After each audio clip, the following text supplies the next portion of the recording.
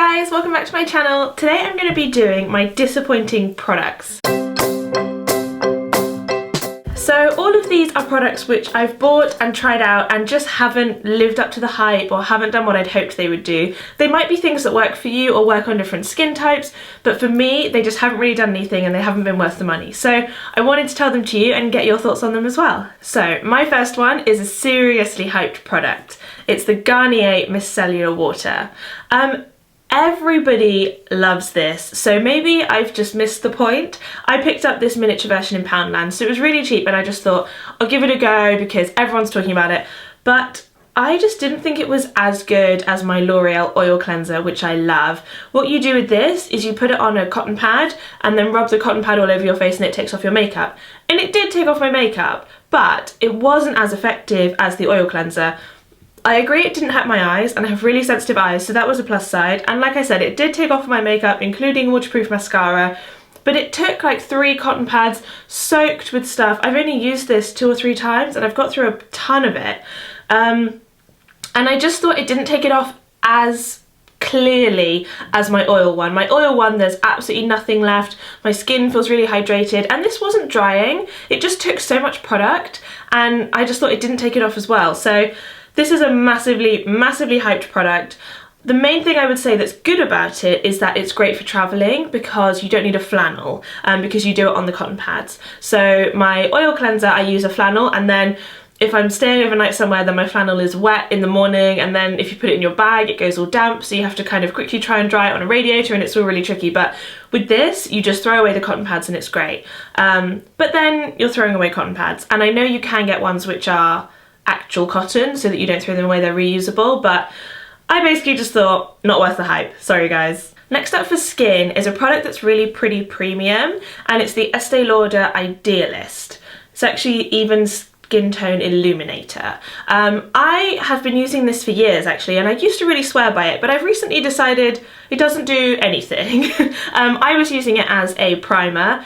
It's a nice like thin liquid that you put on under your makeup, and it's supposed to give you a really nice even skin tone, but I actually think it might not be doing anything. It's got a slightly nice silicone-y base feel, which is good, but if you want a silicone primer, you should just get the Smashbox Photo Finish Primer because that's amazing.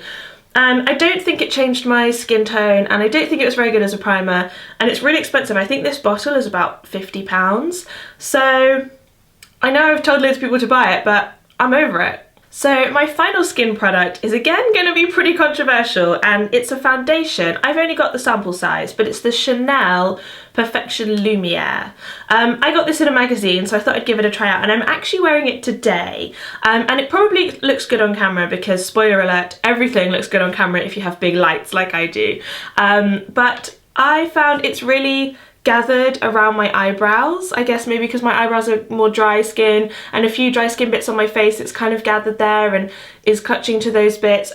This colour is also a bit dark for me, which doesn't really help, but I just thought it was nice and light and it had quite good coverage, but I used this whole sample all on one face, and normally I use a sample over a couple of days, so the coverage wasn't that good. It does feel very nice and light to wear, so if you're not so worried about super high coverage, you just want medium coverage and a nice light feel, it might be good for you. But I found I do not have dry skin, I have oily skin, and still it kind of clung to like weird random dry patches, and especially around my eyebrows. I might do a zoomed in close-up to see if you guys can see it, but I was really not impressed with it, and I can imagine this stuff is expensive. So next I'm going to go on to hair, and this one, I don't know if the video will be live yet or not, but I talk about in my Thailand beauty haul video, and this is a Sunsilk hair mask. I've actually got 2 of them, but the other one I've already used, and I just thought it was basically just conditioner.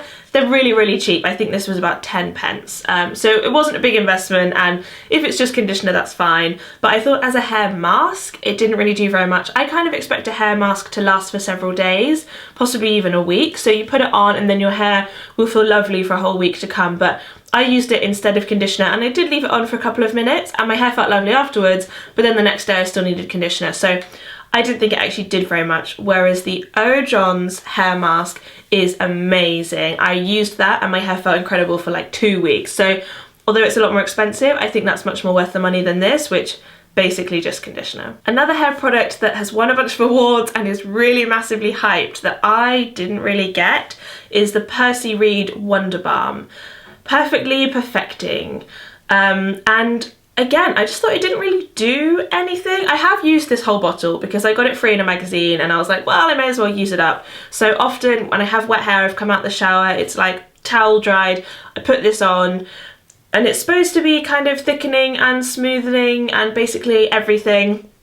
I just think it doesn't really do very much. I'd rather use a nice oil leave-in conditioner to make my hair really soft, or the Bobbi Brown thickening spray, or just something other than something that doesn't really do anything. I don't think it's particularly expensive or cheap, it's kind of middle of the road, but I just basically thought, don't really do anything. Not worth the chemicals, not worth the money. Finally, a few makeup bits. Next one is another high-end product. You can probably guess that I love a good bargain, and if I spend my hard-earned money on a premium product, I want it to be a lot better than the high street version. So this is the MAC Rapid Black liquid eyeliner. So it's one of those felt pen ones. This was the first ever felt pen one that I got. Possibly they were the first ones to do it, and I loved it at the time. The felt pen thing is so cool. I find it very accurate, very non-messy, very easy to do. I really like it. But this one, I just find it doesn't last very well. It's not impressive compared to now that there's lots of copies in natural cheaper beauty. So I find that it goes on fine, but then throughout the day it like doubles up onto the top. It kind of smudges and makes a second line along my eye crease. And that's just not good enough from an expensive brand. So just two more products left. This is the Grow Luscious mascara from Revlon. I got this in a sort of buy two Revlon products, get a mascara free type of thing. So I didn't buy it on my own. I think it's maybe supposed to have argan oil or something in it, one that makes your lashes grow really nicely. But I just find it's just not great mascara. The brush is really big, which is nice, but it just doesn't really do very much. It's like a little bit spidery, and then it's a little bit smudgy throughout the day. I don't think it made my lashes grow any more lusciously. I just think it wasn't that good. I really love the mascara that I already use, which is the Urban Decay version. It's so black, so long, so thickening, so I find mascaras really struggle to beat that, and this was one of those. And finally, I've got one lip product, and it's the Revlon Colorstay Moisture Stain.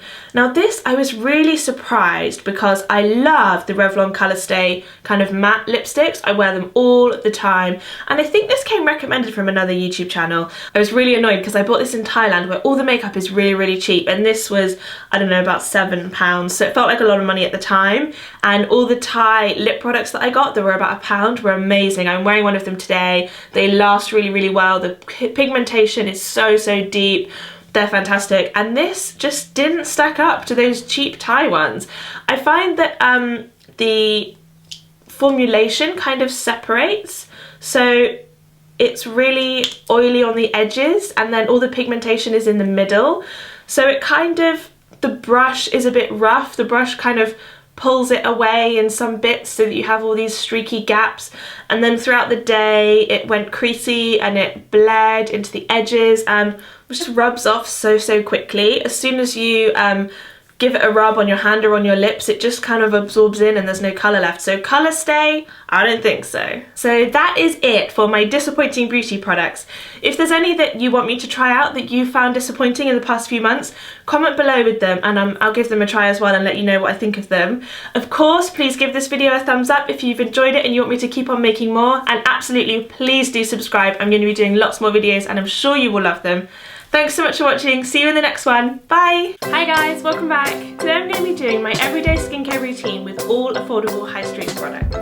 So this has definitely been my most requested video